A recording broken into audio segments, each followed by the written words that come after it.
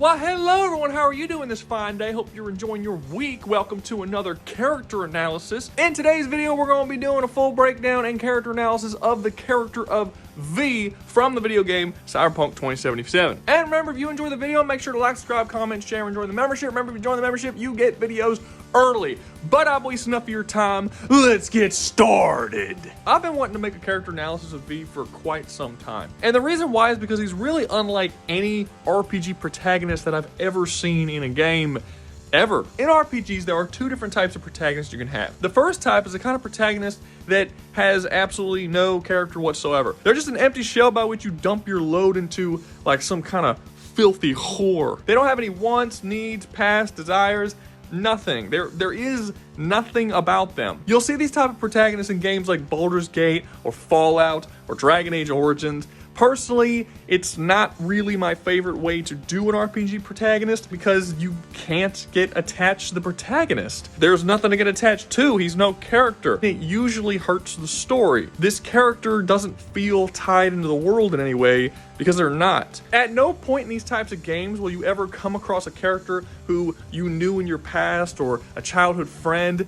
No one seems to know you. For all intents and purposes, your character didn't exist before the events of this game started. The only way that these games can actually get you invested in the story is if the companion characters are done so well that you just kind of don't care that the main character's not that good. The second kind of protagonist you get, which is easily the better option, is where you do get to make decisions and you play through a story and your decisions matter and all that kind of stuff, but the character you play as is still a character with his own wants, desires, needs, goals. It's a nice middle ground that allows you to make choices and affect the story without making the story complete dog shit because it doesn't have a protagonist you care about. This would be games like the Witcher series and the Mass Effect series. For instance, in Mass Effect, you create your own character, you decide what he looks like, you pick his backstory, where he was born, and throughout the game, you make all different sorts of decisions to sort of craft your version of Shepard. But Shepard is still Shepard, regardless of what you do. You can't make Shepard not Shepard. There's no option to be evil Shepard. You could be a little more aggressive or a little more virtuous, but no matter what,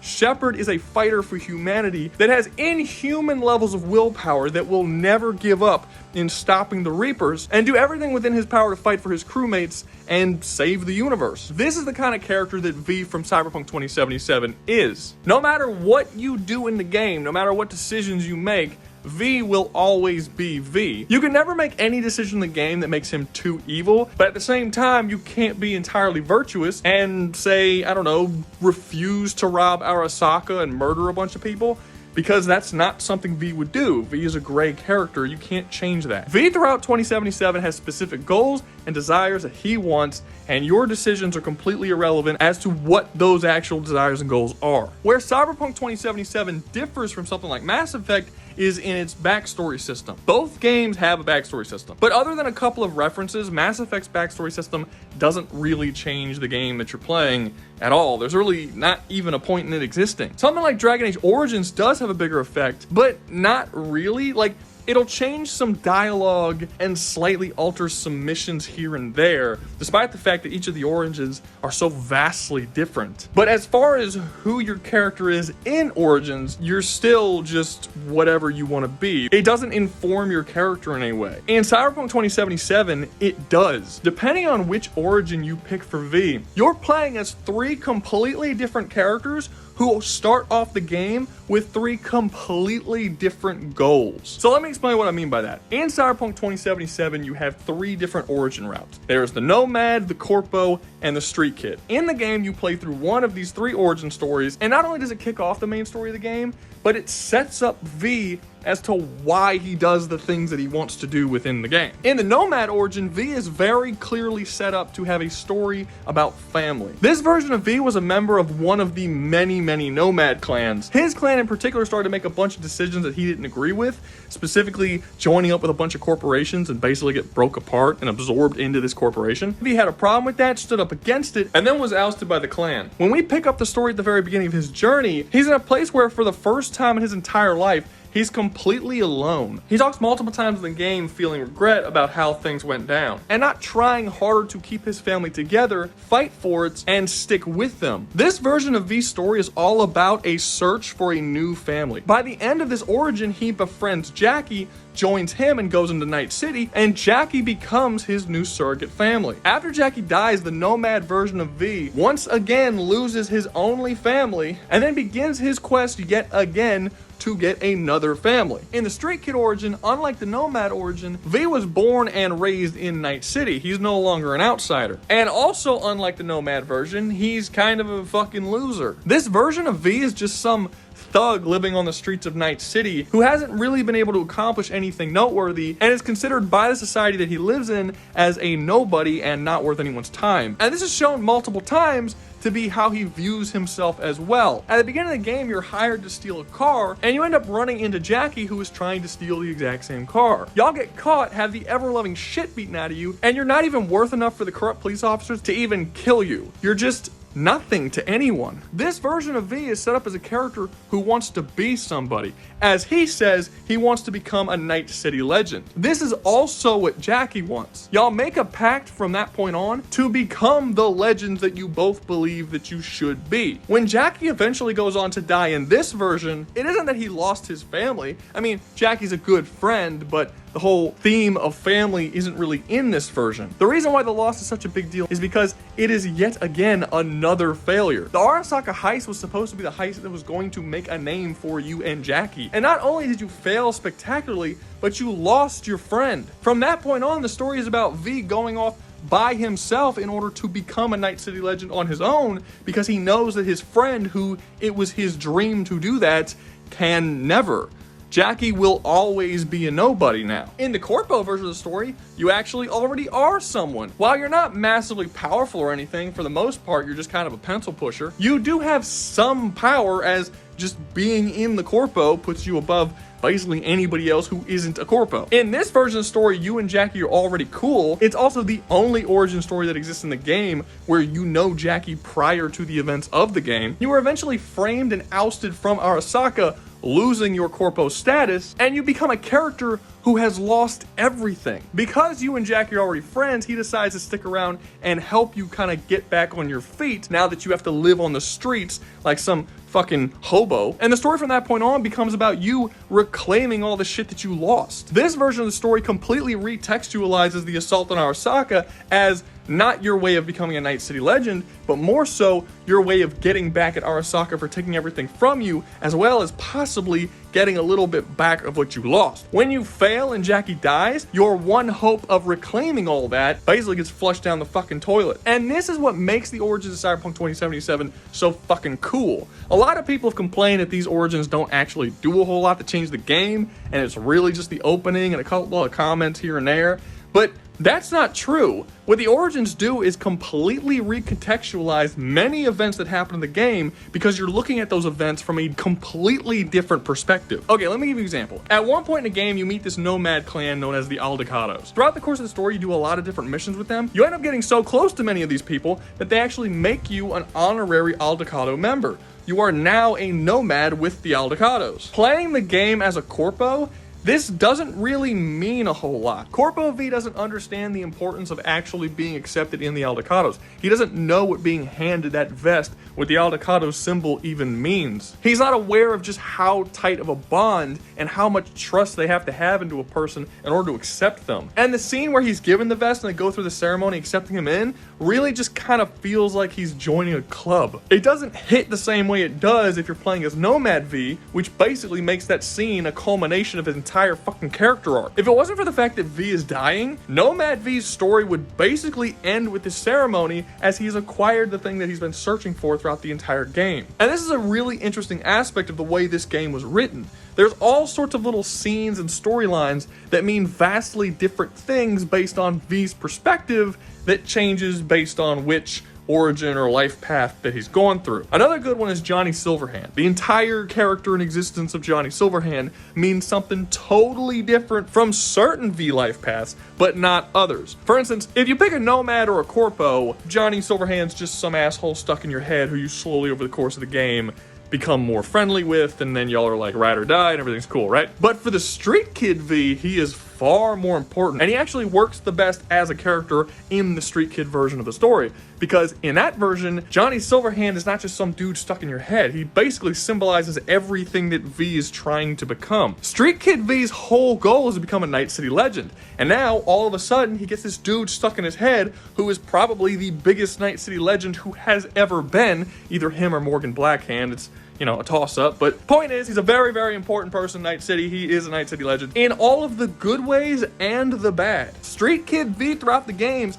has to see exactly what a person would have to be like in order for V to achieve the goal that he's after. Yes, Johnny Silverhand did become a Night City legend, but he had to basically destroy every relationship that he's ever had throughout his entire life, die at an extremely young age, be trapped as this weird soul thing that is now stuck in another dude's head. Johnny Silverhand is a very unstable, fucked up, miserable dude. And now we get into the part of the video where I kind of have to talk about something that's very weird about these sort of things. The endings of this game are very, very strange, because it almost seems like they only work if they're paired with certain versions of V. The way this game's life paths and endings are written really makes it seem like they wrote 3 totally different stories from beginning to end, and then just changed their mind before the game released and decided that they were all just multiple choice, and now you have certain beginnings that don't really make sense with certain endings, and the story just feels off if you don't play the game in a specific way that the developers had in mind. It's almost kind of a flaw in the game.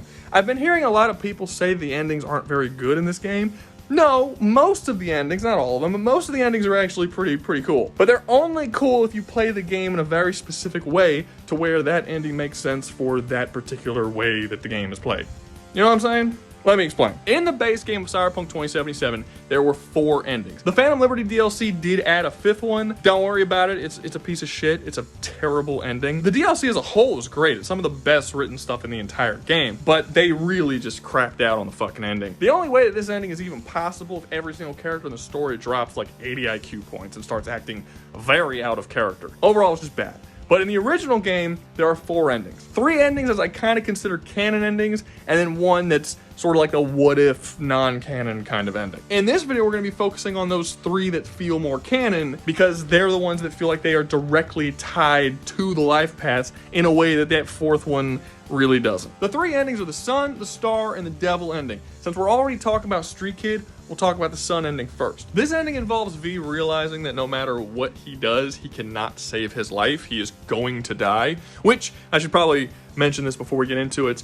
There is no ending in this game where you can save V's life. This is likely the reason why people say that all the endings in this game are terrible. A big part of the story is that V has Johnny Silverhand trapped inside of his body because he has this special chip that's called the Soul Killer that locks a person's personality into it, and if placed into another person, it will destroy and break down that person's body, making it viable for the person who is on the chip to take over that person's body. By the end of the game, V does figure out how to remove the chip and remove Johnny from his body, but it's too late at that point, and V's body has already been broken and changed so much that it's rejecting his own soul, and he's going to die. There's only one ending in the game where V doesn't die. It's the DLC ending, and it's the worst ending in the entire game. It almost feels like the developers just added it in because people were complaining that V couldn't live, but it sort of feels like a middle finger because, as I said, it's the worst ending in the game. Not just in terms of writing, but where V is by the end of the story is easily the least satisfying. So just be aware that I'm not going to keep reiterating this for all of the endings as I describe them. Just know that this is a constant that exists in all 3 of the major endings that we're going to be going over. So the Sun ending involves V having a conversation with whoever his love interest is, which is really sad, where he talks about how he's leaving her and all this kind of stuff, and she's real sad about it. Before going on this impossible to complete suicide mission heist to rob a satellite in space in a final attempt to do something so grand and so massive that he becomes a Night City legend. We don't see if he actually succeeds in doing it or not, but that's not really important because they say whether he succeeds or not, he will be remembered forever as a legend for even attempting it. And that's it. The last we see of V, he's floating through space on his way to the heist. This ending is a really solid ending if you picked the Street Kid life path. As I already explained before, the Street Kid life path sets up V as the thing he wants most is to be remembered, to be a legend. He then meets Johnny Silverhand, an actual Night City legend, and as you talk to him and get to know him more and dive into a lot of his memories, you start to realize exactly the sacrifices that Johnny Silverhand had to do in order to become a Night City legend. He's a man who has had to lose literally everything in order to achieve that reputation that he has. This ending works so well for this version of V because he's following in Johnny Silverhand's footsteps. He is willingly choosing to leave everything behind, all of the relationships that you built over the course of the game, just saying goodbye to all of them for just the chance that he may become a legend by doing this insane heist. As long as you pick the Street Kid life path and then get this ending, the whole story works really fucking well thematically. It is a solid beginning, middle, and end story that makes sense, and V's final decision makes sense based on what you know of this version of V all the way back to the beginning of the game. Now, the problem with Cyberpunk 2077 is this ending doesn't work as well for any of the other life paths. It doesn't really make sense for Nomad V to make this decision because Nomad V is set up to care about family more than anything else. It's not that the ending just straight up doesn't work entirely. Like, you can sort of see it as Nomad having Jackie be his family and then kind of shifting his focus to after Jackie dying, he wants to accomplish this for Jackie. Like, it was a goal that Jackie wanted, so he's doing it for him kind of situation. But it's just too much of a character shift to believe that Nomad V would completely bail on all the relationships that he's made up to this point and bail on the second Nomad clan that he's been a part of in his lifetime just to go basically kill himself in space so that people will remember him. It just doesn't work as well. Same thing with the Corpo life path. Now, personally, this is probably my least favorite version of V as a character because V is a fame whore, basically, in this one. I don't really see this version of V as all that much different as those guys who would light themselves on fire for TikTok views. Remember that fad where people would stand in their showers and pour gasoline and light themselves?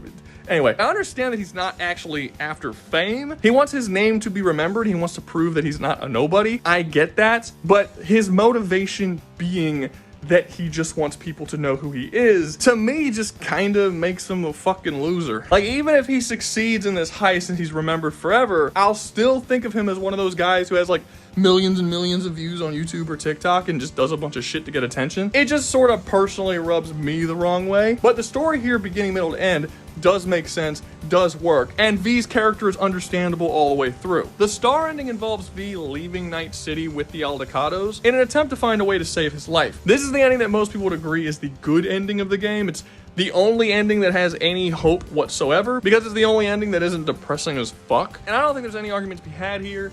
It works the best with the Nomad ending. Because if you play as a Nomad, it's kind of a twofer. Not only do you leave the city in hopes of curing yourself, which is something that really doesn't exist in any of the other endings, except kind of the devil ending, sort of, but I'll get to that. But also, if you're a Nomad, you have a connection with the Aldecados that you don't have with the other two life paths. In those life paths, you're basically just leaving with like a bunch of friends that you made. But as a Nomad, you're returning to your life as it was before your life was torn apart when you were outed from your original Nomad family. This is your new family, and whether you live or die, this version of V wants to spend his final days with this family that he's made. I'll also go as far as to say that if you want maximum impact with this ending, you have to romance Pan Am. It just works so much better if you do. Actually, let's talk about Pan Am for a second. She's easily hands down the best romance in the entire game. None of the other characters even come close. And the reason why this is because she's the only character that's directly tied into the climax of the game. With all three of the other love interests, which the only one that I think is good is Judy's. I don't even like the two male ones. I just don't think they're done nearly as well. But even with Judy, it's a nice romance. You go through her little section of the main story, and then you have her side quest line that you go through that leads to you romancing her, right? But after that, she's not involved in the main story at all. You might play the game for another 20, 30 hours before you beat it, and you never even fucking hear from her except for a couple of text messages here and there. Pan Am is the most satisfying love interest because she is actually involved in like the final 2 or 3 missions of the game when you assault on Arasaka Tower. She's actually there helping you when you fight the final boss, Atom Smasher. Because if you romance Pan Am to help you with the final section of the story, you're calling the love of your life to come help you with something. If you didn't romance her, you're just calling like a buddy you met in the desert. And then she's there side by side with you throughout that entire climax, and your actual love interest is nowhere to be fucking seen and isn't involved at all. Then when you leave Night City with the Aldecados, your love interest just is there for some reason going with you, leaving their entire life behind to be with you. And what's gonna happen then? It's very heavily implied that you're still gonna die. So your love interest is gonna go with you in the Aldecados for a couple of months. You're gonna drop dead, and then they're just gonna be stuck out there with a bunch of fucking people they don't know. Because none of the other 3 romance options ever meet Pan Am or any of the Aldecados over the course of the story. These are all strangers to them, and they just abandon their whole life to come with you, and you're a dead man. It doesn't really work as well, but with Pan Am, it works really well. You leave the city with the love of your life and the new family that you've made, and if you die, it's a tragedy, but you die spending the last month of your life with the love of your life and this family that you've built. Like I said, this ending doesn't not work if you don't pick the Nomad life path, but it just works a lot better. By far, the best way to play this game, the most satisfying story and conclusion, is if you pick male Nomad V and you romance Pan Am. If what you're looking for in the game is for V to be at his most happy and most satisfied by the end, that's the one you pick. Honestly, I think that if they ever say what a canon run of this game is, this is what it should be, hands down. This is easily the best version of the story, and again, it's not because it's happy, it's because it's the best thematically and by far the least disjointed. Now, the last thing we're going to talk about is the devil ending, and I don't think I've ever met a single person who likes this ending. It is easily the most despised ending of all of them, including the DLC ending, which I don't even think they're comparable. The DLC ending is way worse, but you know, whatever, to each their own. But I will say, out of all the endings that we get, this is the weirdest one. The only possible way you can get this ending is that at the end of the game, before the final big fight, you side with Arasaka. Arasaka is a massive corporation that created the Soul Killer, the thing that is currently killing you, and they're basically the main villain you fight against throughout the entire game. Basically, this ending involves a Arasaka civil war where the 2 children of Arasaka himself, a man who dies at the beginning of the game and basically kicks off the entire plot, are trying to backstab each other for control of the corporation. What V ends up doing here is siding with the daughter against the son, helping her take over Arasaka in the hopes that because they created this problem in the first place, they will have the technology to be able to fix you. After you do this for her, she sends you off-world to this massive like satellite hospital thing, and you get put through this surgery where they start going into your head and fucking your brain up and shit, because the Soul Killer basically mutates your brain to the point that it's no longer viable for your mind. It's like shaped for the mind of whoever is in the Soul Killer device, which is why you're dying in the first place, and they try to surgically go in and re-alter it back to the way it was. This basically turns V into a retard where he struggles to solve a Rubik's Cube and he has serious memory issues. After the surgery, there's this montage of months and months and months that go by as they're trying to basically recuperate you back to normal, but it doesn't really work. Your mind just seems to be permanently dumber than it was before. And then the big shocker, which is where I think most people probably lost their shit at this ending, it is revealed to you that even with this surgery, it didn't work. You're still going to die. They didn't solve the problem. After this, V is offered one final decision.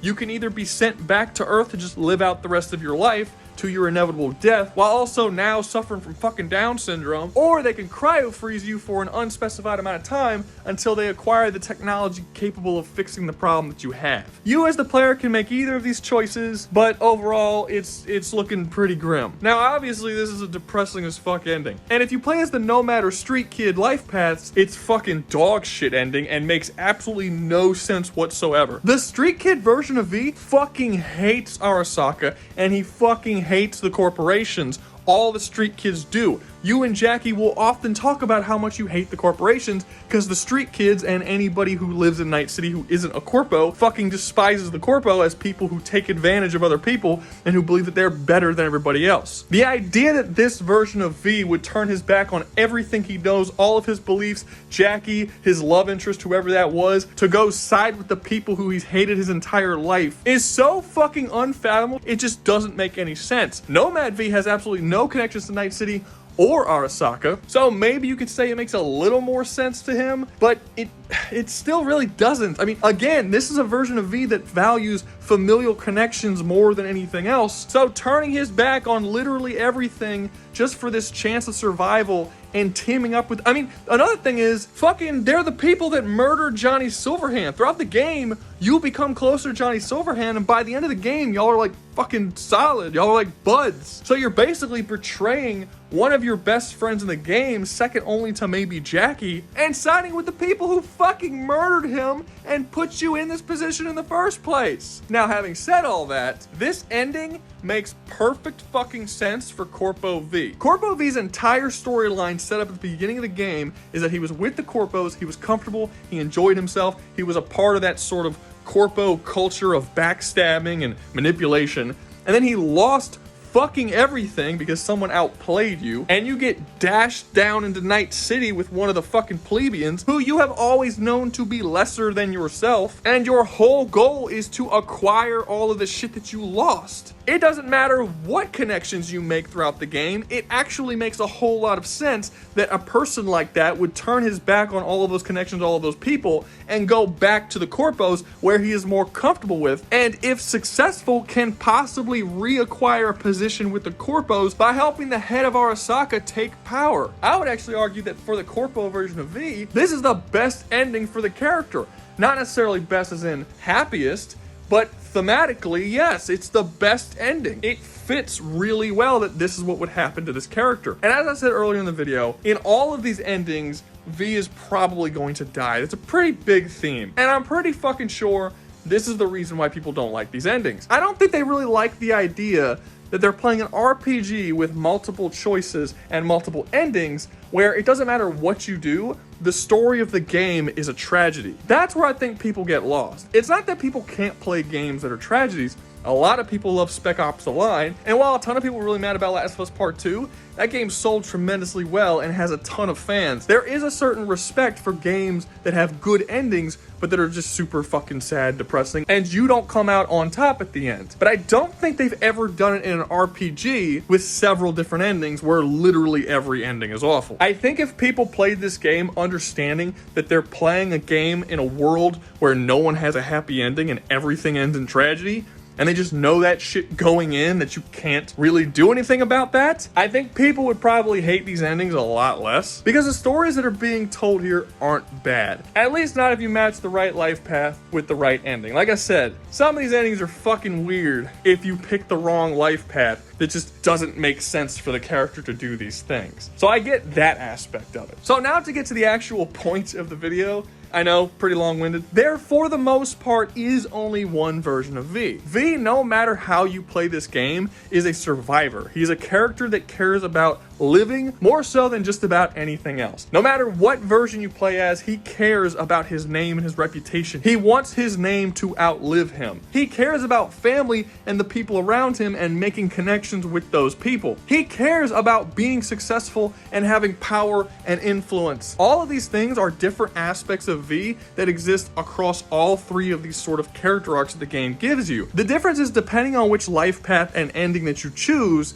they focus on these different aspects of the same character. It's actually a really fucking cool way to write a game like this. Each path is not a separate character. They're just you exploring different aspects of this one character. So it's like every time you play the game and you play in a different way, you learn a little bit more about this guy V and what type of person he is through all of the different little choices you make, all of which make sense for this one guy to do. Because of this very odd, and I would even say revolutionary style of writing, because I mean, I've never fucking seen anyone do this before in a game, V is one of the most fleshed out character in all of gaming. If you've played this whole game from beginning to end multiple times, there's not a whole lot that you don't know about this motherfucker. So based on what I've said so far, it makes it sound like the game is pretty seriously flawed. Like, what is the point of an RPG where you can make decisions if the vast majority of decisions you make aren't gonna make any fucking sense because you have to make specific decisions that follow this specific path?